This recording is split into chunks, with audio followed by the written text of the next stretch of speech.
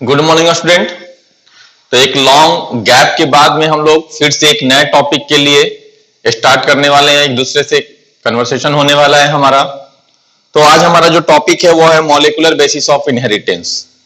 हम लोगों ने जो लास्ट चैप्टर कंप्लीट किया था, जो यूनिट था हमारा ह्यूमन हेल्थ एंड डिजीज, और उससे रिलेटेड दो और चैप्टर को आज हमारा जो चैप्टर है वो है मॉलिक्यूलर बेसिस ऑफ इनहेरिटेंस, क्योंकि इसके पहले आप लोगों ने कंप्लीट किया जेनेटिक्स को। तो पहले हेडिंग देते हैं हम लोग चैप्टर का। चैप्टर है हमारा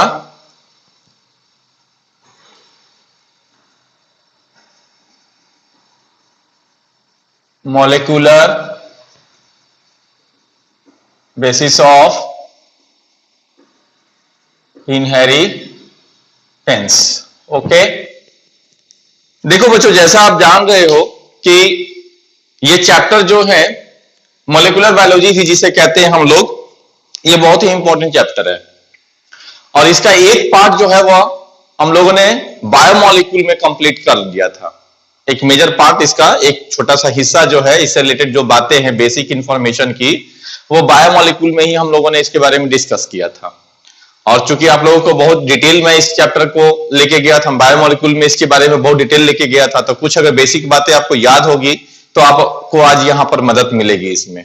ओके, देखो सबसे पहले जब हम बात करते हैं मॉलिक्यूलर बेसिस ऑफ इनहेरिटेंस, तो ये एक ऐसा चैप्टर है जो बायो से रिलेटेड कोई भी अगर आप कोर्स करते हैं तो आपको इससे पीछा नहीं छूटने वाला है। आपको इस चैप्टर का कुछ बात जो है वह मिलेगा ही मिलेगा। दैट मीन्स कि डीएनए आरएनए के बिना कोई भी बायोलॉजी अधूरा है। कोई भी कोर्स ऐसा नहीं है बायोलॉजी से रिलेटेड जिसमें डीएनए और आरएनए से रिलेटेड कोई बात ना हो।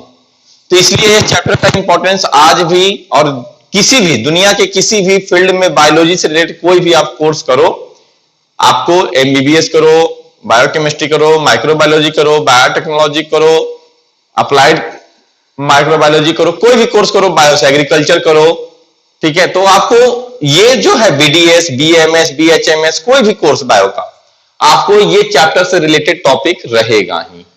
तो ये इसलिए इस चैप्टर का इंपॉर्टेंस आज के लिए भी, हो सके प्लांट फिजियोलॉजी का आपको आगे जरूरत नहीं होगा, लेकिन इसका रोल हर जगह है। तो आइए चलते हैं। तो सबसे पहले अगर हम लोग बात करें यहां पर जो हम लोग बोलते हैं molecular biology. Okay,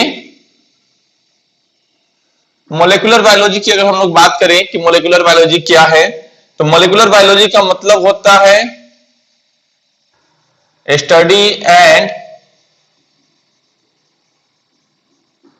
introduction of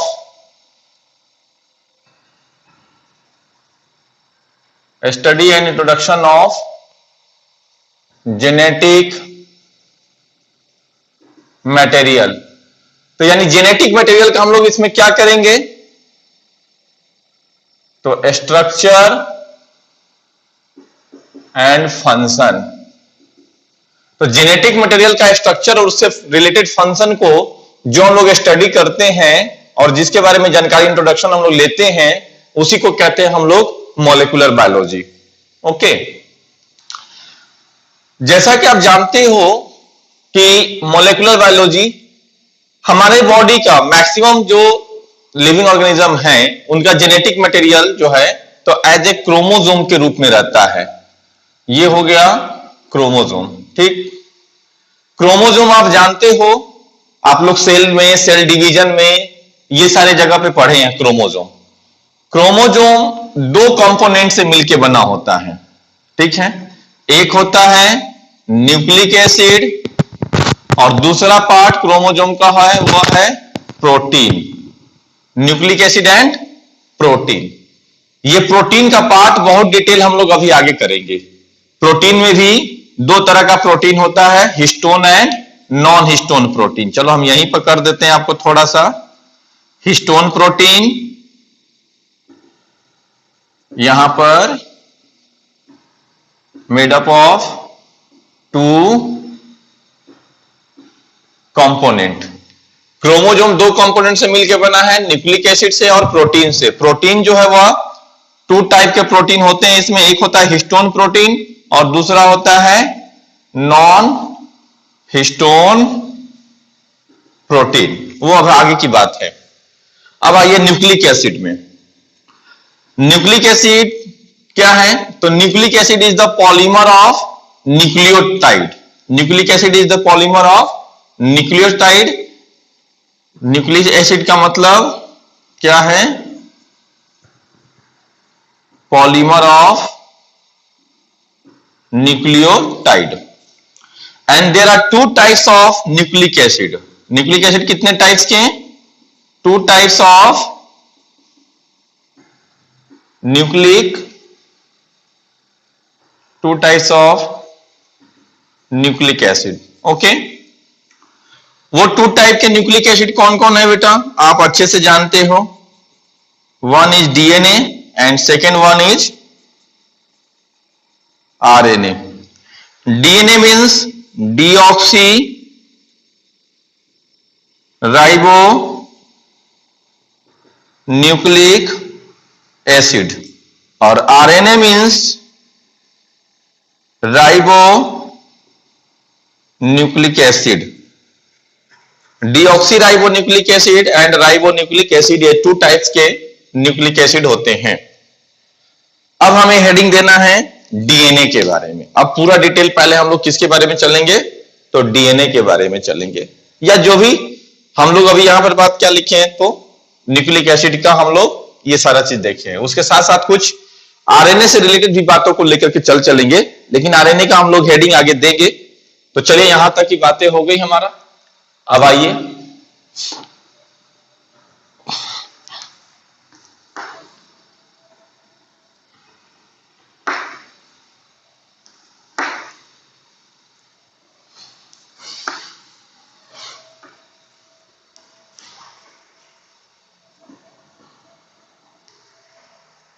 first में हम लोग हेडिंग देते हैं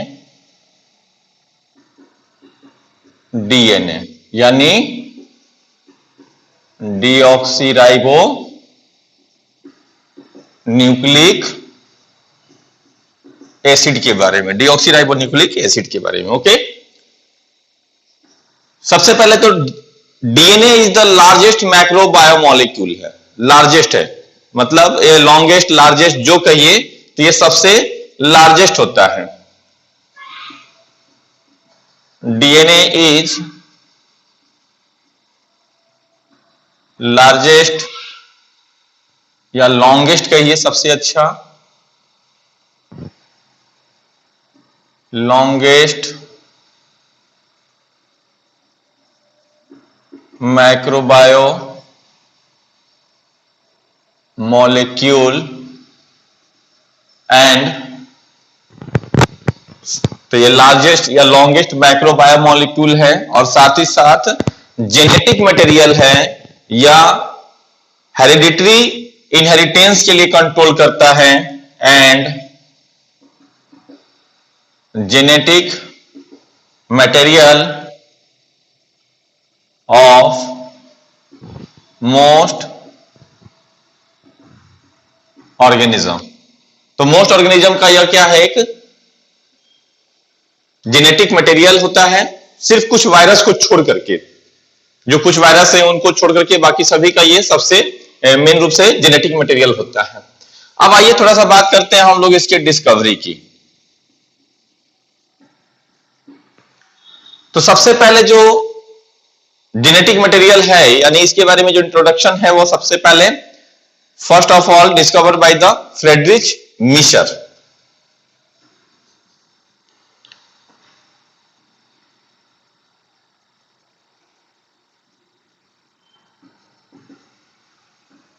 nucleic acid first discovered by Friedrich Miescher in nuclei of pus cell. तो सबसे पहले आइसोलेट करने का काम तो न्यूक्लिक एसिड फर्स्ट डिस्कवर्ड, या इसी को आप कह सकते हैं फर्स्ट आइसोलेट या first discovered by Friedrich Miescher in nuclei of pus cell. तो पस सेल से सबसे पहले इसको आइसोलेट करने का काम किए थे। फिर एक साइंटिस्ट हैं Altman. Altman student of Misar. Altman जो थे वो इसी मिसर के स्टूडेंट थे, स्टूडेंट ऑफ मिसर। और इन्होंने नाम दिया, named nuclein,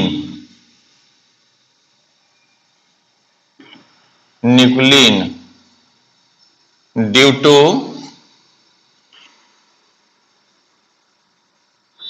acidic in nature. तो न्यूक्लिन नाम क्यों दिए? क्योंकि यह एसिडिक नेचर का था और न्यूक्लिक एसिड से है, तो इसलिए इसका नाम न्यूक्लिन जो है सबसे पहले अल्टमैन ने दिया था। एंड इन्होंने ही सबसे पहले ही ऑल्सो डिस्कवर्ड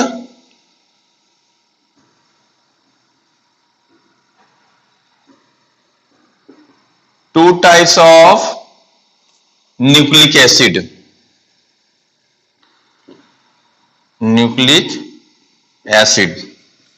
फिर थर्ड में एक साइंटिस्ट हैं Kornberg. He first of all इन्होंने सबसे पहले डीएनए का इन विट्रो सिंथेसिस किया था। First synthesize DNA in vitro. In vivo का मतलब होता है नेचुरली, यानी हमारे बॉडी का अंदर का कोई एक सेल डिवाइड करता है दो सेल में, तो डिवाइड करने के पहले वो डीएनए से डीएनए बनाएगा। तो डीएनए से डीएनए बनने की इस प्रोसेस को हम लोग इन विवो कहेंगे। बट इन लैबोरेटरिकल कंडीशन, जब किसी लैबोरेटरिकल कंडीशन में डीएनए से डीएनए का बनना, that is called in vitro. तो in vivo means naturally, in vitro means laboratorically, यानी लैब में कोई चीज को तैयार किया गया है तो उसको हम लोग कहते हैं इन विट्रो।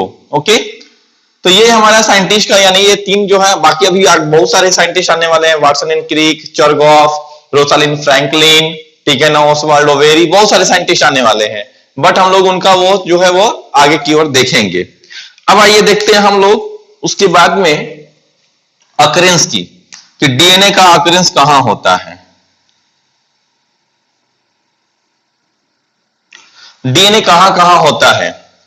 तो अगर आप डीएनए को प्रोकार्योटिक सेल में लेके चलोगे,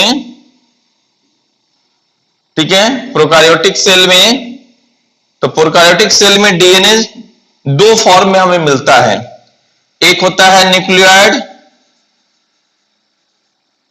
न्यूक्लियोइड का मतलब circular DNA embedded in cytoplasm,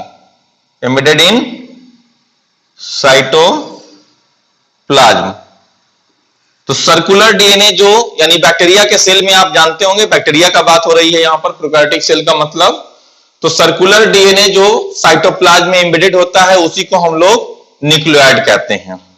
तो एक तो उस फॉर्म में मिला, और दूसरा होता है वह प्लाज्मिड के फॉर्म में। प्लाज्मिड, तो प्लाज्मिड क्या है? Extra chromosomal small circular DNA, extra chromosomal small circular DNA. अगर मान लो आपको याद नहीं है तो हम यहां पर आपको बना देते हैं एक, समझो कि यह एक बैक्टीरिया का सेल है बेटा। ओके, बैक्टीरिया के सेल में यह बीच में जो इस तरह से जो मेन क्रोमोसोमल डीएनए है जिसे न्यूक्लियोइड कहते हैं, और एक छोटा सा स्मॉल सर्कुलर डीएनए इस तरह से होता है। तो दिस इज न्यूक्लियोइड और दिस इज प्लाज्मिड, और दोनों में डीएनए है, प्लाज्मिड में भी डीएनए है और इसमें भी डीएनए है। तो प्रोकार्योटिक सेल में इस फॉर्म में मिलता है डीएनए, न्यूक्लियोइड के फॉर्म में और प्लाज्मिड के फॉर्म में। ओके, अब बात करेंगे हम लोग किसकी? तो यूकार्योटिक सेल की बात करेंगे। तो यूकार्योटिक सेल में किस तरह से होता है?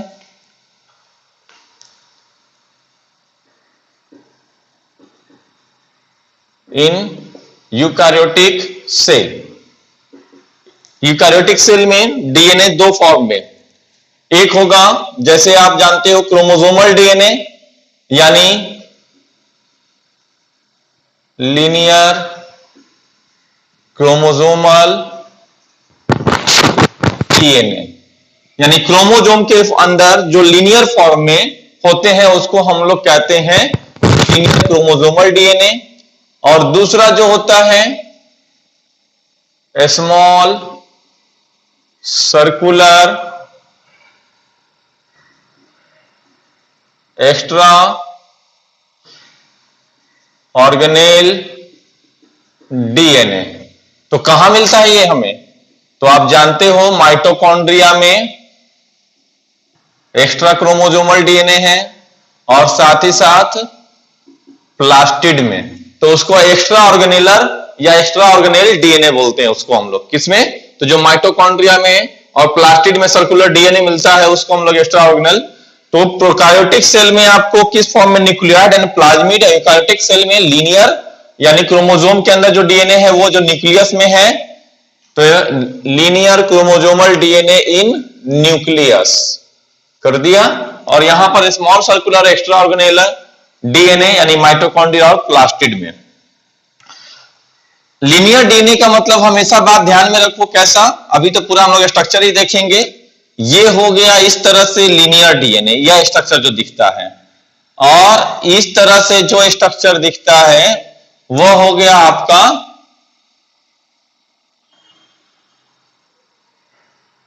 ये हो गया circular DNA.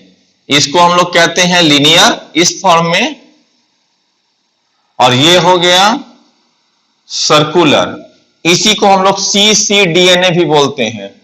Okay, close circular DNA, या कहीं कहीं पर ट्रिपल सी लिखा रहेगा CCCDNA, covalently close circular DNA. दोनों नाम बता दिया। इसका मतलब दोनों एक ही चीज है, या तो सर्कुलर लिखा रहे या CCDNA लिखा रहे या ट्रिपल सी डीएनए। तो कोवैलेंटली क्लोज सर्कुलर डीएनए या क्लोज सर्कुलर डीएनए या सिर्फ सर्कुलर डीएनए, एक ही बात हो गया। ओके, और इस तरह का स्ट्रक्चर जो होता है वो लीनियर डीएनए का। हमारे यूकारियोटिक सेल में लीनियर डीएनए माइटोकॉन्ड्रिया और प्लास्टिड में, हमारे न्यूक्लियस में नहीं। और बैक्टीरिया में जो भी उसका क्रोमोसोम का जो डीएनए होगा, क्रोमोसोमल डीएनए या प्लाज्मी यानी एक्स्ट्रा क्रोमोसोमल डीएनए, दोनों में सिर्फ सर्कुलर डीएनए ही मिलता है। तो ये अकरेंस की बात हो गई। अकरेंस के बाद में आइए हम लोगों को देखना है क्वांटिटी के बारे में, कि डीएनए जो है वो कितनी क्वांटिटी में रहता है।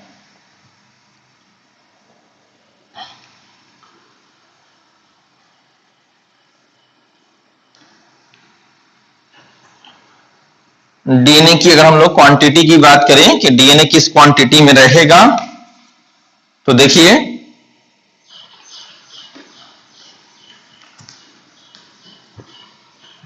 अब आइए हम लोग क्या देते हैं, क्वांटिटी।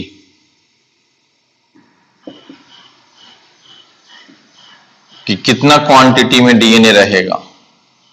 डीएनए की क्वांटिटी हमारे बॉडी के हर एक सेल में डीएनए का क्वांटिटी मोस्टली सेम होता है। तो एक स्पीशीज के सभी सेल में क्वांटिटी जो डीएनए का है वह मोस्टली सेम रहेगा। जो सेल डिवाइड करने वाला है यानी डिवीजन के पहले वाले सेल में, यानी जो सेल G2 फेज में चला गया है तो उसमें डबल होगा, और जो हैप्लॉइड सेल है उसमें हाफ होगा। तो यानी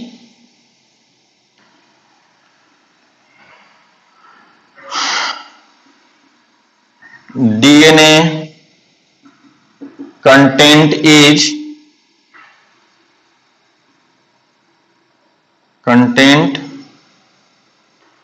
DNA content is mostly constant in all cells of a species। अब आइए हैप्लॉइड सेल में क्या होगा, हाफ कंटेंट ऑफ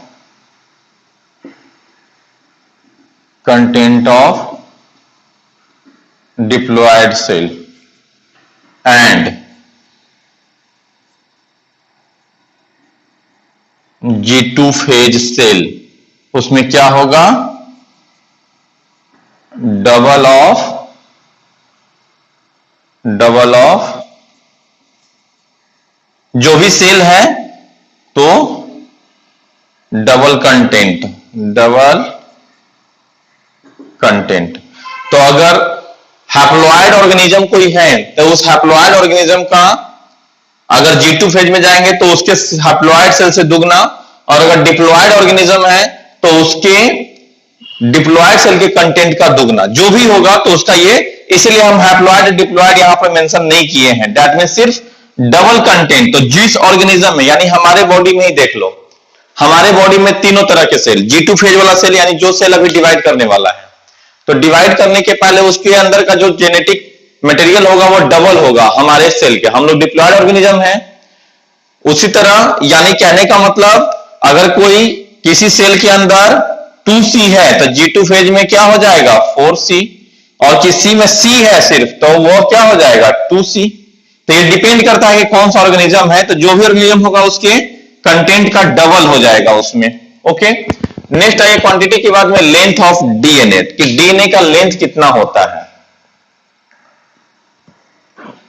अब डीएनए के लेंथ की बात करेंगे हम लोग।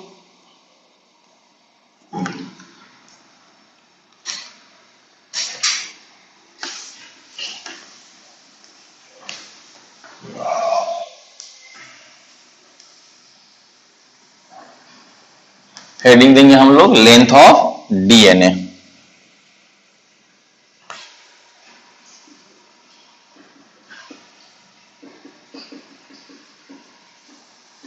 डीएनए का लेंथ, डीएनए का लेंथ का मतलब, जनरली डीएनए जो है वो सिर्फ बेस पेयर में होता है, सिर्फ एक वायरस को छोड़ करके, बाकी जगह कहीं पर भी डीएनए जो है वह बेस पेयर में ही होता है। तो अलग अलग स्पीशीज में डीएनए के लेंथ यानी डीएनए का कंटेंट जो है वो वैरीज करता है। किसी में, जैसे हमारे में, हमारा अगर कोई हैप्लॉइड सेल है तो उसमें 3.3 इंटू 10⁹ बेस पेयर है। अगर इकोलाई है तो 4.6 इंटू 10⁹ बेस पेयर होगा। तो ये स्पीशीज टू स्पीशीज जो डीएनए के कंटेंट होते हैं वह वैरी करता है। तो ये डिपेंड करता है कि कौन सा। अब जैसे देखिए हम लोग लिखे हैं अगर ह्यूमन सेल में अगर हैप्लॉइड की बात करें, हैप्लॉइड ह्यूमन सेल, तो कितना हो जाएगा, 3.3 इंटू 10⁹ बेस पेयर। और अगर डिप्लॉइड की बात करें तो हमारे डिप्लॉइड सेल में कितना, 6.6 इंटू 10⁹ बेस पेयर। उसके बाद इकोलाई की अगर बात करें तो 4.6 इंटू 10⁶ बेस पेयर हो जाता है। उसके बाद आइए लैम्डा फाज में, लैम्डा, उसको ऐसे लिख सकते हैं हम लोग, लैम्डा बैक्टीरियोफाज।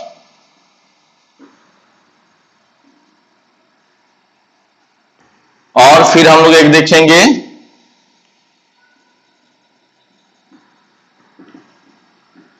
बैक्टीरियोफाज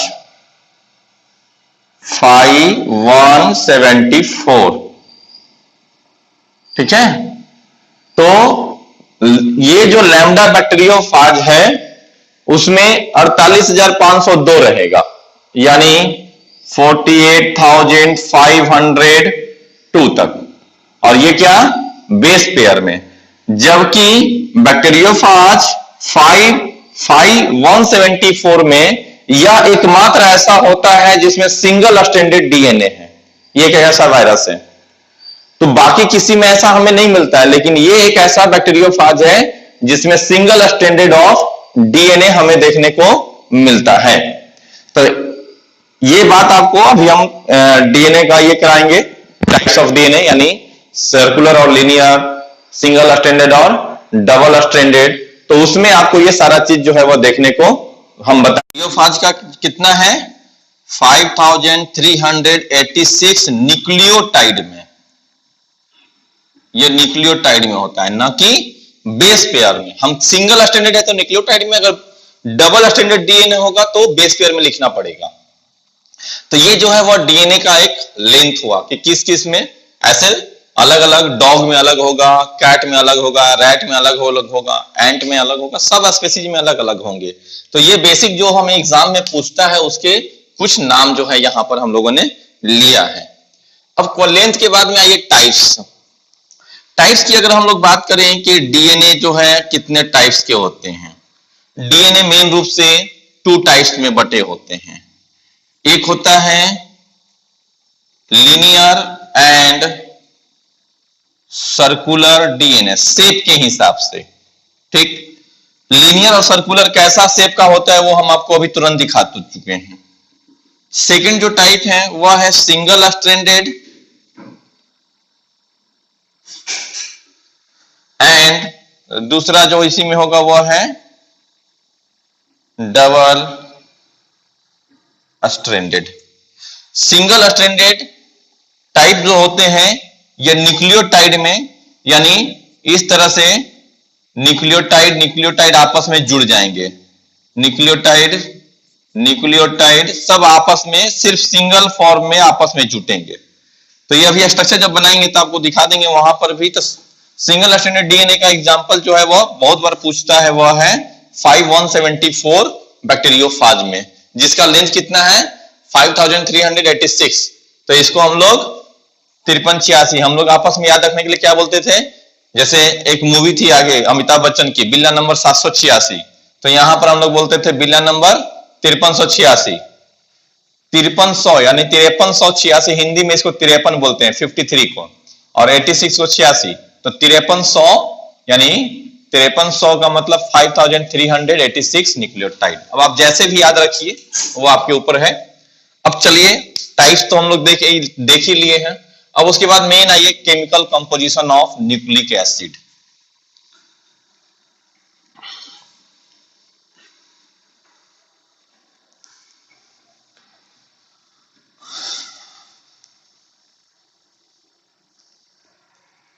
अब हेडिंग देंगे हम लोग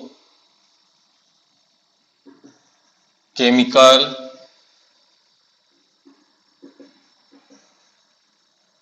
composition of nucleic acid. Chemical composition of nucleic acid यानी न्यूक्लिक एसिड का केमिकल कंपोजिशन। ओके, तो इसको इधर से थोड़ा लिख लेते हैं हम लोग, ऐसे रखते हैं chemical composition of nucleic acid. Chemical composition of nucleic acid. देखो सबसे पहले आप जानते हो कि न्यूक्लिक एसिड क्या है, पॉलीमर है। तो हम लोग जो केमिकल कंपोजिशन देखेंगे, न्यूक्लिक एसिड जो है वो पॉलीमर है, पॉलीमर ऑफ न्यूक्लियोटाइड। तो यानी कि जो केमिकल कंपोजिशन हम लोग देखने वाले हैं वो न्यूक्लियोटाइड का देखने वाले हैं। ओके, न्यूक्लियोटाइड का, तो यहां पर हम लोग अब ये लिख सकते हैं कि chemical composition of nucleotide.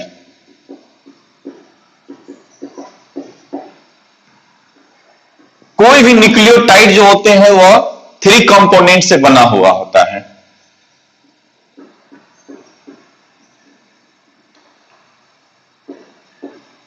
Three component, वो तीनों कंपोनेंट कौन कौन से हैं? देखिए सबसे पहले फर्स्ट ऑफ ऑल तो यहां पर H3PO4 जिसे हम लोग कहते हैं फॉस्फोरिक एसिड या फॉस्फेट, यानी कि ये फॉस्फेट होगा। सेकेंड कंपोनेंट है पेंटोज शुगर, और पेंटोज शुगर यहां पर 2 तरह के दिखना है हम लोगों को, एक है डीऑक्सीराइबोज और दूसरा है राइबोज शुगर। डीऑक्सीराइबोज शुगर का स्ट्रक्चर इस तरह से हम लोग दिखाते हैं। OH, H, H और H, H और OH, OH, CH2 यानी CH2OH और यहां पर आ जाएगा H। नंबरिंग करते हैं हम लोग 1 2 3 4 और ये हो गया 5 नंबर का कार्बन। ओके, राइबोज शुगर का स्ट्रक्चर हम लोग इस तरह से दिखाते हैं।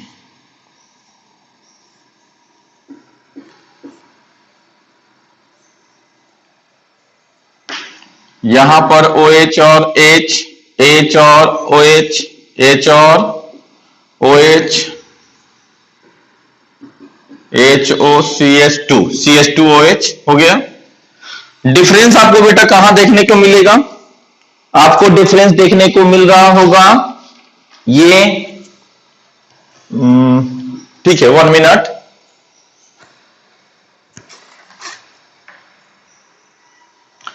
तो डिफरेंस हम लोगों को देखने को मिल रहा होगा, ये नंबरिंग अगर इसका भी करें हम लोग, ये हो गया 1 2 3 4 और ये 5।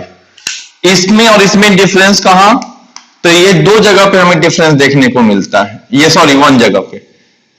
सेकेंड नंबर कार्बन पे यहां पे H है और यहां सेकेंड नंबर कार्बन पे क्या है? Hydroxyl group. तो ये जो हाइड्रोक्सिल ग्रुप है सेकेंड नंबर कार्बन पे राइबोज शुगर में, और यहां पर ऑक्सीजन की डेफिशिएंसी होती है, तो इसीलिए इसका नाम है D for deficiency of oxy, मतलब ऑक्सीजन। और किसमें? तो राइबोज में। तो राइबोज में एक ऑक्सीजन की डिफिशियंसी, तो इसका पूरा नाम 2-डीऑक्सीराइबोज भी बोल सकते हैं। तो कहां पे पोजीशन? 2 नंबर कार्बन पे, सेकंड नंबर कार्बन पे एक ऑक्सीजन की डेफिशियंसी है, इसलिए यह हो गया डीऑक्सीराइबोज। डी फॉर डीऑक्सीराइबोज और डी फॉर डीएनए। तो ये जो शुगर है डीएनए में, और आर फॉर राइबोज और आर फॉर आरएनए। तो ये शुगर किसमें? आरएनए में। थर्ड कंपोनेंट जो है इसका वह है इंपॉर्टेंट नाइट्रोजिनस बेस। ये थर्ड कंपोनेंट नाइट्रोजिनस बेस हो गया। ओके, अब आइए नाइट्रोजिनस बेस को हम लोग थर्ड कंपोनेंट जो है उसके बारे में देखेंगे।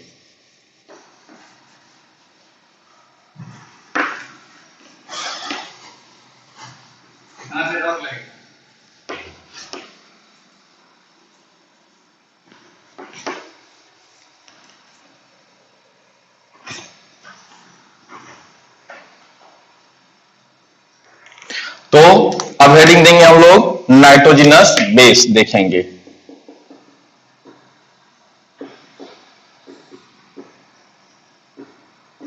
नाइट्रोजिनस बेस 2 टाइप्स के होते हैं, एक है प्यूरिन और सेकेंड है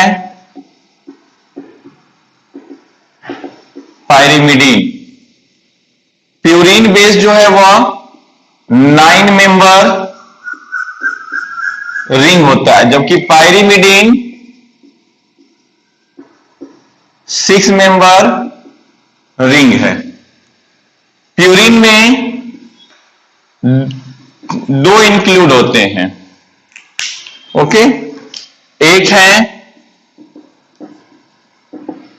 एडेनिन और सेकेंड है गुआनिन। उसी तरह पायरिमिडीन में 3 कंपोनेंट इंक्लूड होते हैं।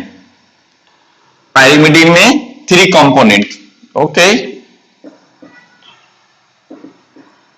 और ये पायरिमिडीन में 3 इंपॉर्टेंट है। यहां पर एक होता है साइटोसिन, सेकेंड में है थायमिन और थर्ड वन में है यूरासिल। ओके, ये 3 हो गए इंक्लूड। आइए स्ट्रक्चर अगर हम लोग इसकी देख लें हम लोग, तो यहां पर इसका स्ट्रक्चर इस तरह से बनाते हैं। फटाफट ऐसे स्ट्रक्चर आपको कराया हुआ है, बट आपको फिर से हम एक बार करवा दे रहे हैं। N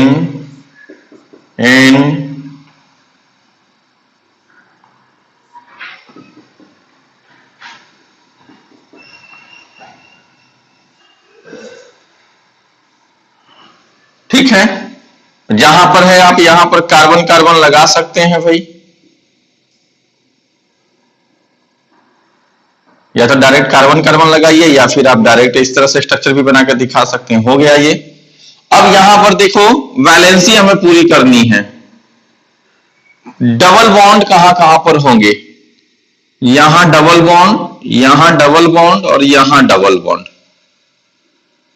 सॉरी ये हो गया यहां पर डबल बॉन्ड, और यहां पर एक NH2 लग गया। देखो सबकी वैलेंसी पूरी हो रही है, नहीं, यहां पर और एक डबल बॉन्ड यहां पर आएगा, इसकी वैलेंसी पूरी नहीं होगी तो यहां पर NH लग जाएगा। नंबरिंग अगर करेंगे हम लोग इसका 1 2 3 4 5 6 7 8 और ये 9, इसका 9th पोजीशन इंपॉर्टेंट है, क्योंकि यही जाकर के 9th पोजीशन ही जो है वो जाकर के जुटता है पेंटोज शुगर के साथ में। आगे स्ट्रक्चर बना के दिखा देंगे, आपको रिकॉल करा देंगे हम, एक्चुअल में किया हुआ है फिर भी आपको रिकॉल कराएंगे हम।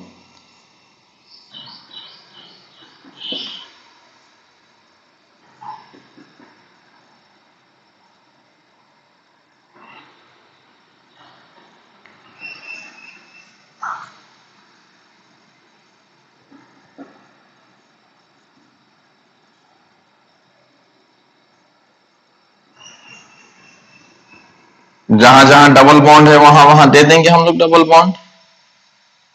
अब देखो यहां पे जो कार्बन है, ये कार्बन हो गया, इस कार्बन के साथ यहां पर NH2 लगा हुआ है, और इस कार्बन पे नहीं है तो यहां पर ये क्या होगा, CH हो जाएगा, और यहां पर NH2 लगा हुआ है। इसके पास डबल बॉन्ड O होता है, तो जब डबल बॉन्ड होगा तो इस कार्बन की वैलेंसी 5 हो जाएगी, तो इस वजह से यहां से डबल बॉन्ड हटा देंगे हम लोग। जब ये डबल बॉन्ड हटेगा तो इस नाइट्रोजन की वैलेंसी पूरी करने के लिए यहां पर H लगा दिया हमने। नंबरिंग उसी तरह देंगे 1 2, नंबरिंग हम लोग इससे देते हैं 1 2 3 4 5 एंड 6 7 8 और 9। तो ये 9th पोजीशन आपको इसका भी ध्यान में रखना है, इंपॉर्टेंट है, 9th पोजीशन ही जाके अटैच होता है। तो this is the structure of guanine, this is the structure of adenine. अब आइए स्ट्रक्चर देखते हैं हम लोग साइटोसिन का। ये स्ट्रक्चर आपको दिख रहा है, बन गया। अब आइए साइटोसिन का स्ट्रक्चर। साइटोसिन में ये 9 मेंबर में से, यानी कि इसको याद रखने का तरीका क्या है, इसको हम लोग बोलते हैं 9 पैग। 9 फॉर 9 मेंबर का purine, A for adenine, G for guanine. उसी तरह पायरिमिडिन को हम लोग क्या बोलते हैं, 6 पायरी कट। 6 पायरी का मतलब 6 मेंबर का pyrimidine, C for cytosine, U for uracil, T for thymine. Okay, अब यहां पर स्ट्रक्चर हम लोग बनाते हैं इसका साइटोसिन का। तो 6 मेंबर है, तो इधर का स्ट्रक्चर अगर मिटा दिया हमने तो बचा हुआ पार्ट क्या हो जाएगा, 6 मेंबर का। उसी तरह यहां पर देख लीजिए आप,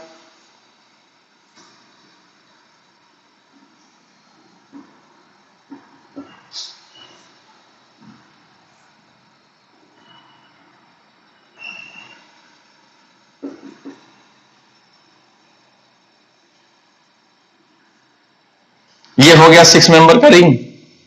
इसकी नंबरिंग हम लोग यहां से करते हैं, इसमें डबल बॉन्ड O लग जाएगा 1 2 3 4 5 और ये हो गया 6। अब जब इसमें यहां पर थायमिन है, तो ये सॉरी साइटोसिन है, तो यहां पर NH2 दे देंगे हम लोग। चलिए यहां पे हम लोग पहले थायमिन को ही बना लेते हैं। ये O हो गया और यहां पर एक मिथाइल ग्रुप CH3 लग गया, ये थायमिन का स्ट्रक्चर हो गया। उसी तरह यहां पर यूरासिल का बना लिया हम लोगों ने।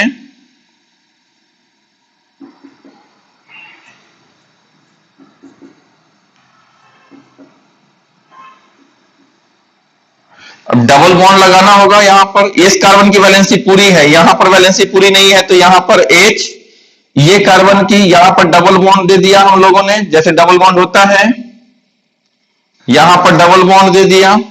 यहां पर डबल बॉन्ड नहीं लगा सकते क्योंकि डबल बॉन्ड O है ऊपर में, तो यहां पर क्या करेंगे, इस NH के लिए यहां पर नाइट्रोजन के लिए H लगा देंगे। अब नाइट्रोजन की वैलेंसी पूरी हो गई। इस कार्बन की पूरी है, नाइट्रोजन की पूरी है, यहां पर CH लगना पड़ेगा और इस कार्बन की वैलेंसी पूरी है, ठीक है। तो यहां पर ये CH3 ऐसे लग जाता है, ओके। तो यहां पर ये इसकी वैलेंसी हो गई 2 3 और 1 4, इधर से 2 3 और 1 4, ओके हो गया। अब चलिए यहां से इसकी, यहां पर डबल बॉन्ड, यहां पर डबल बॉन्ड O और इस पे भी डबल बॉन्ड O और यहां पर H लगाना पड़ेगा। उसके बाद में ये हो गया इस तरह से। अब देखिए इसकी वैलेंसी लगभग पूरी है, वैलेंसी पूरी। 1 मिनट,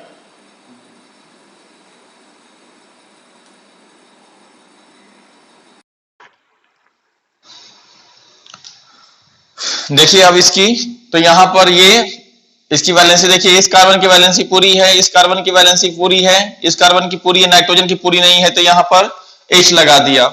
इस कार्बन की पूरी है, यहां पर नाइट्रोजन की वैलेंसी पूरी हो चुकी है। तो ये स्ट्रक्चर हो गया यूरासिल का। अब एक स्ट्रक्चर हम लोग देखना है साइटोसिन का। साइटोसिन का स्ट्रक्चर हम यहां बना देते हैं आपको सेम टू सेम।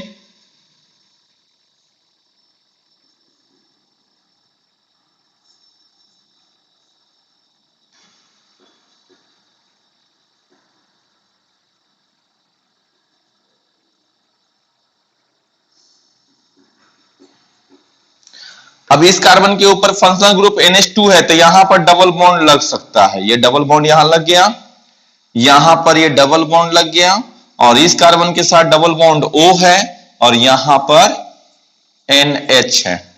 नंबरिंग इसकी भी याद रखनी है क्योंकि यहां पर जो नंबर 1 पोजीशन है, N1 पोजीशन, यही जाकर के बॉन्ड बनाता है, ग्लाइकोसिडिक बॉन्ड से जुटेगा। 1 2 3 4 5 और ये 6 मेंबर हो गए। यहां पर ये 6 पोजीशन। तो इसका पायरिमिडिन का N1 पोजीशन और प्यूरिन का N9 पोजीशन, N9 पोजीशन, यही जाकर के बॉन्ड का फॉर्मेशन कराते हैं। 1 2 3 4 5 और ये 6। तो ये इंपॉर्टेंट स्ट्रक्चर हो जाता है किसके लिए? N1 पोजीशन, क्योंकि ये बॉन्ड का फॉर्मेशन कराएंगे। This is the structure of. तो हम लोगों ने एक न्यूक्लियोटाइड का जो केमिकल स्ट्रक्चर होता है तो वो पूरा देखे हम लोगों ने। क्या क्या? फॉस्फोरिक एसिड देख लिया हम लोगों ने, साथ ही में ये देखा क्या कहते हैं पेंटोस शुगर का स्ट्रक्चर देख लिया और नाइट्रोजिनस बेस का स्ट्रक्चर देख लिया। अब अगर एक न्यूक्लियोटाइड बनना है तो न्यूक्लियोटाइड कैसे बनते हैं, तब हम लोग को इसके बारे में भी थोड़ा सा देखना है, ओके।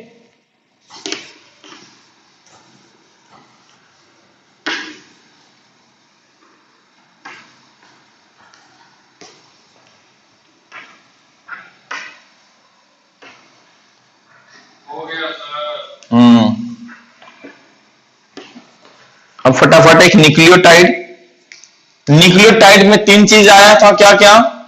यानी एक पेंटोज शुगर, कोई भी, चलो डीएनए का कोई एक न्यूक्लियोटाइड का नाम ले लेते हैं हम लोग। यहां पर एक पेंटोज शुगर का स्ट्रक्चर OH H H और H और यहां पर H H और ये CH2OH और H। तो ये हो गया पेंटोज शुगर, ठीक है। डीऑक्सी, ये डीऑक्सीराइबोस शुगर है, ओके। यहां पर हमें जोड़ना है, मान लो साइटोसिन को ही जोड़ना है। यहां पर हम ले लिए अब साइटोसिन को।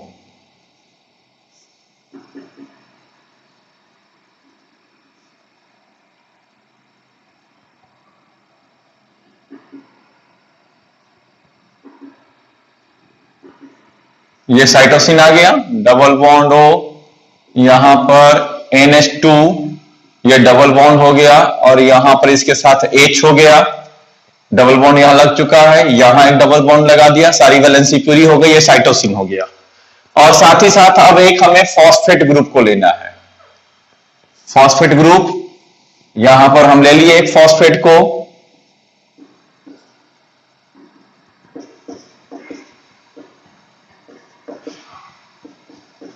डबल बॉन्ड हो, H3PO4 हो गया। अब दो सब का बॉन्ड देखिए, यहां से इसको या तो ऐसे या ऐसे कहीं से भी एक H2O को रिलीज करना होगा। यहां से एक H2O रिलीज कर लिया तभी तो स्टेरिफिकेशन होगा। ओके, फिर उसके बाद में यहां पर एक H2O को रिलीज कर लेगा। दो जगह H2O रिलीज हुआ, अपने को तो सिर्फ पानी निकालने से मतलब है। ये सब बायोमोलिक्यूल भी मैंने दिखाया था, बट फिर से आपको एक बार दिखा दिया। ये H2O निकलेगा तो क्या बचेगा, ये ऑक्सीजन। यहां से H2O निकलेगा तो क्या बचेगा, ये ऊपर का नाइट्रोजन और नीचे में ये बॉन्ड बनाना है। अब अगर बॉन्ड यहां से H2O को रिलीज कर देते हैं डायरेक्ट, आइए देखिए, H2O रिलीज हो गया, H2O रिलीज हुआ, यहां से भी H2O रिलीज हो गया, तो फाइनली क्या बन गया यहां पर, अब ये बॉन्ड का फॉर्मेशन, ये डायरेक्ट नाइट्रोजन जो है ये बॉन्ड से जुड़ जाएगा इसके साथ, और यहां पर ये जो ऑक्सीजन है वो जुट गया CH2 के साथ। हो गया, तो ये हो गया आपका। तो कौन से पोजीशन से जुटा है, आप यहां पर देखो, N1 of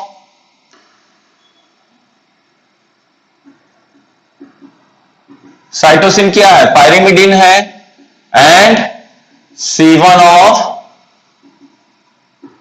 deoxy ribose.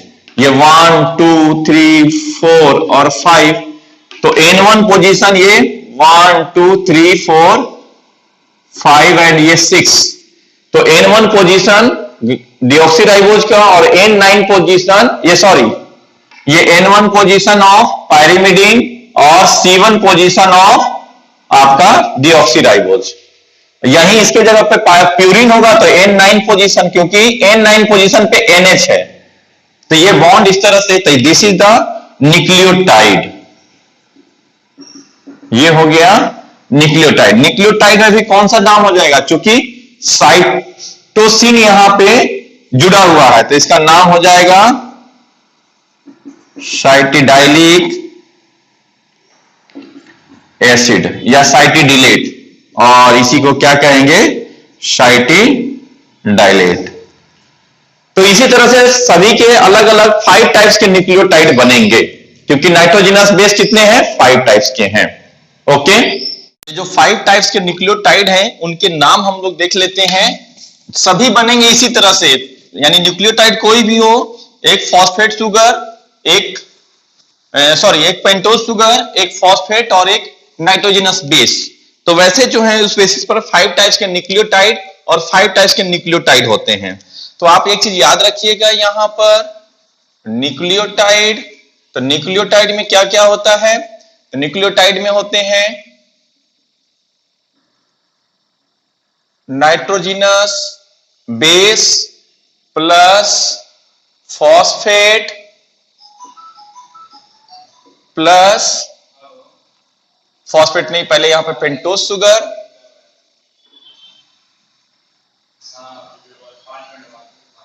Pentose sugar plus phosphate. और वही अगर हम लोग बात करें न्यूक्लियोसाइड, तो न्यूक्लियोसाइड में सारा चीज यहां से यहां तक, यानी nitrogenous base plus pentose sugar, यानी फॉस्फेट नहीं होगा, फॉस्फेट एक्सक्लूड हो जाएगा, तो वो हो जाएगा आपका, यानी यहां से यहां जो है वह क्या हो गया, न्यूक्लियोसाइड। तो साइड मतलब फॉस्फेट को साइड कर दिया, और यहां से यहां का बात जो हो गया वह क्या हो गया, तो वह हो गया न्यूक्लियोटाइड। और ऐसे ऐसे 5 जो है वह न्यूक्लियोटाइड और न्यूक्लियोसाइड होते हैं बेटा। तो उसके किसके बेसिस पर, नाइट्रोजनस बेस के बेसिस पर, यहां पर नाइट्रोजनस बेस और नाम हो गया न्यूक्लियोसाइड, और उसके बाद न्यूक्लियोटाइड का। ठीक है, तो पहले जैसे देख लीजिए कौन कौन सा हो सकता है। Adenine, guanine, cytosine, thymine and uracil. ये 5 टाइप्स हो गए।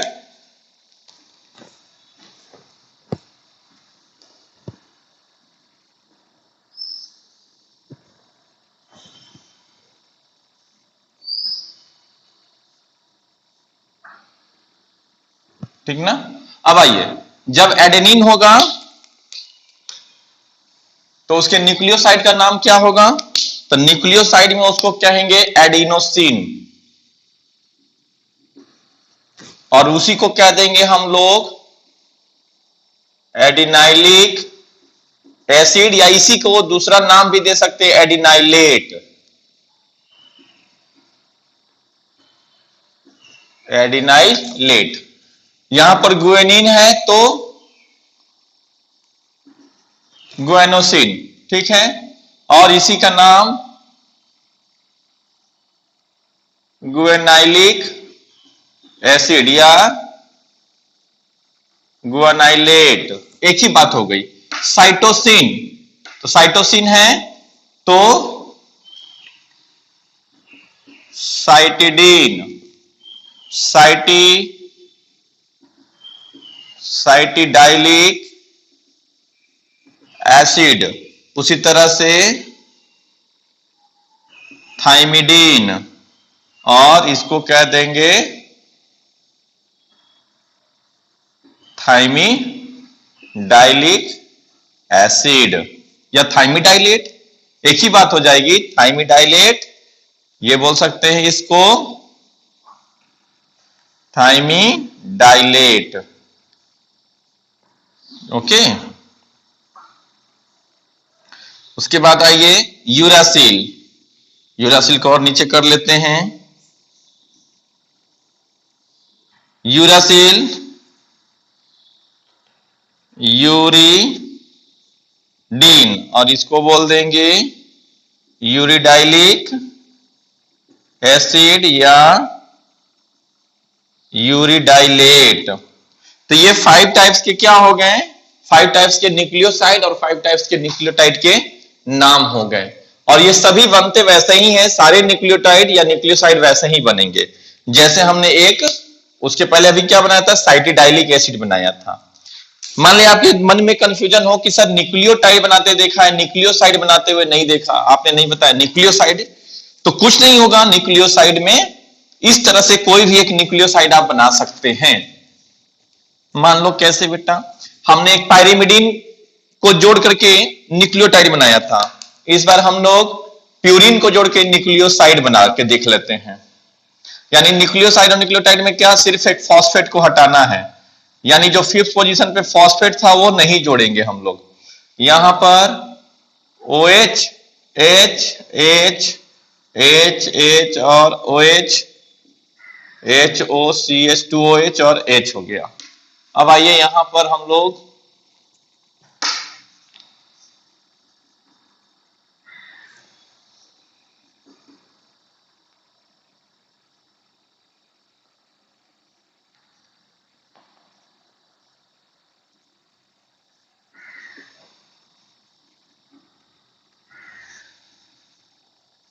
ये हो गया।